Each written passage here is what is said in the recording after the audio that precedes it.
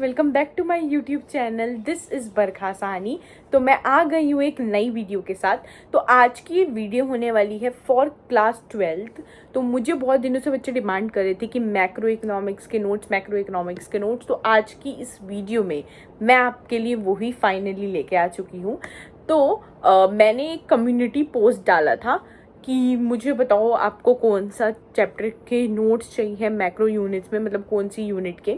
तो जहाँ पे किसी ने बीओपी एडीएस बोला एंड उसके नोट्स भी आपके पास आएंगे। बट आज की इस वीडियो में मैं देने वाली हूँ मनी एंड बैंकिंग के नोट्स, बिकॉज मेरे पास टेलीग्राम में भी कुछ बच्चों के मैसेज आए एंड उन्होंने बोला कि उनका टेस्ट है, यूनिट टेस्ट है, तो उन्हें मनी एंड बैंकिंग के नोट्स चाहिए। तो इस वजह से मैं मनी बैंकिंग के नोट्स लेकर आई हूँ। But BOP ADS national income मतलब पूरी मैक्रो इकोनॉमिक्स के नोट्स आपके पास बोर्ड से पहले आ जाएंगे। तो चिंता मत करो, मैं सारे नोट्स अपलोड करूँगी धीरे धीरे। मैं सबके नोट्स अपलोड करूँगी। तो अब हम इस वीडियो में आगे बढ़ते हैं। तो ये जो मैं ओवरव्यू देती हूँ नोट्स का, वो आप सुन लिया करो अच्छे से। सिर्फ नोट्स की पीडीएफ मत देखा करो, बिकॉज मैं इसमें बताती भी हूँ कुछ इंपॉर्टेंट चीज़ें एंड इंपॉर्टेंट लाइंस या क्या क्या आपको किस तरीके से पढ़ना है, जिससे आपको हेल्प भी मिलेगी। तो उस पार्ट को स्किप मत करा करो एंड बहुत अच्छे से देखा करो।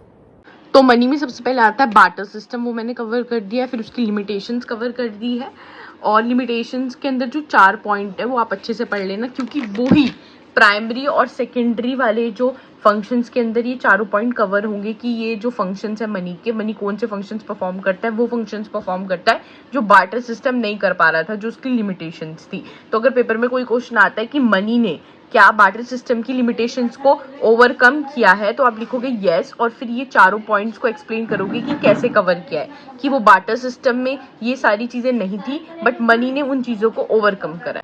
डेफिनेशन ऑफ मनी, तो मनी की हमें पता है डेफिनेशन क्या होती है। तो 2 टाइप के आपके मनी होते हैं, एक लीगल टेंडर मनी होता है, नॉन लीगल टेंडर होता है। लीगल टेंडर के अंदर 2 पार्ट्स है, वो मैंने यहाँ पे कवर कर दिए हैं, जिसको आप पढ़ लेना अच्छे से।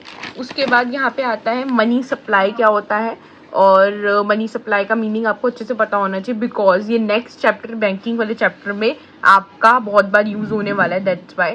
फिर उसके क्या क्या कंपोनेंट्स है, क्या क्या चीज़ें मनी सप्लाई के अंदर आती हैं, वो आपको पता होनी चाहिए।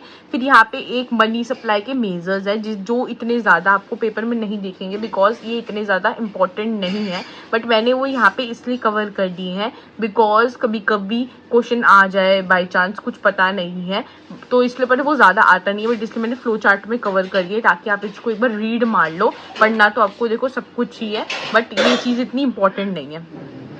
देन आता है बैंकिंग वाला चैप्टर, जिसमें कमर्शियल बैंक के बारे में पहले बात हो रही है। फिर उसके क्या फंक्शंस है, 2 फंक्शन है, प्राइमरी सेकेंडरी।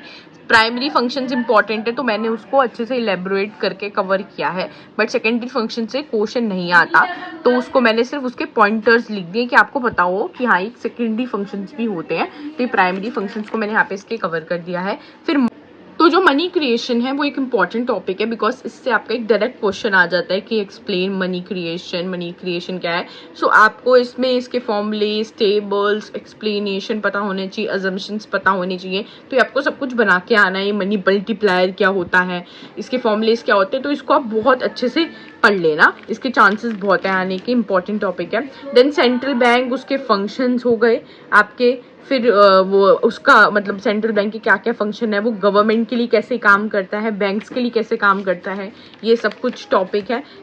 तो controller of money supply and credit का मतलब क्या है कि सेंट्रल बैंक मनी सप्लाई को कैसे कम करेगी। मनी सप्लाई मतलब पर्टिकुलर पॉइंट ऑफ टाइम में जो पैसा पब्लिक के पास है, जो अपने मनी चैप्टर में भी पढ़ा है मनी सप्लाई, तो उसको कैसे कम करेगी। तो उसके लिए बहुत सारे रेट है, bank rate, repo rate, open market, legal reserve requirement, तो इस सब के मैंने मीनिंग लिख दिए हैं। अब मैं आपको एक का बता देती हूँ आपको। तो अभी रेपो रेट क्या होता है, रेपो रेट का मतलब क्या होता है, जिस रेट पे सेंट्रल बैंक कमर्शियल बैंक को पैसा लेंड कर रही है, यानी कि सेंट्रल बैंक कमर्शियल बैंक को जिस रेट पे उधार दे रही है, किसके लिए, शॉर्ट टर्म नीड्स के लिए, याद रखना शॉर्ट टर्म नीड्स के लिए, उसको हम क्या बोलते हैं, रेपो रेट बोलते हैं। अब जैसे क्वेश्चन आएगा कि मनी सप्लाई बढ़ा हुआ है तो सेंट्रल बैंक क्या करेगी, रेपो रेट का। तो अगर मनी सप्लाई बढ़ा हुआ है तो सेंट्रल बैंक चाहेगी कि वो मनी सप्लाई को कम करे, तो मनी सप्लाई को कैसे कम करेगी, रेपो रेट को भी बढ़ा देगी। जब वो रेपो रेट को बढ़ा देगी कौन, सेंट्रल बैंक, तो कमर्शियल बैंक को महंगा पड़ेगा सेंट्रल बैंक से लोन लेना, उनकी बोरिंग रिक्वायरमेंट जो है क्या होगी, महंगी हो जाएगी।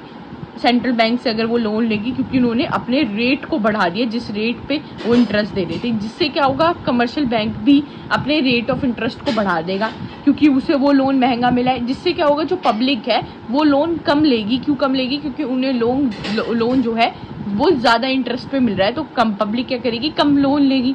तो इससे क्या होगा, मनी सप्लाई कम हो जाएगा। ऐसे ही अगर मनी सप्लाई कम है तो क्या होगा, रेपो रेट भी हमारा कम हो जाएगा। जब रेपो रेट कम होगा तो जो पब्लिक है उन्हें वो लोन अब सस्ता पड़ेगा, तो वो ज़्यादा क्या करेगी, लोन लेगी कमर्शियल बैंक से। तो ऐसे ही ये सारे यहाँ पे कवर होंगे। अब ये बैंक रेट और रेपो रेट जो है बिल्कुल सेम है, बस ये जो आपका रेपो रेट है ये किसके लिए है, ये आपका शॉर्ट टर्म नीड्स के लिए होता है। बैंक रेट सिर्फ लॉन्ग टर्म नीड्स के लिए होता है, बाकी सब कुछ सेम है, मैंने लिख भी दिया है। फिर ओपन मार्केट ऑपरेशन थोड़ा अलग है, सेल परचेज का वो लिख दिया है, legal reserve ratio, margin requirement, moral situation, selective credit control. तो इस तरीके से आप इसका हिंदी में मीनिंग समझ के लिख सकते हो। ये एक कॉन्सेप्ट पे बेस्ड वाला आपका पूरा टॉपिक है, बहुत ईजी है।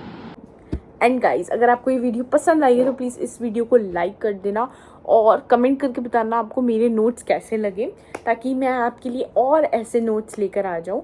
और please do subscribe my channel if you are guys new to my channel, ताकि मेरे जल्दी 1K सब्सक्राइबर हो जाए।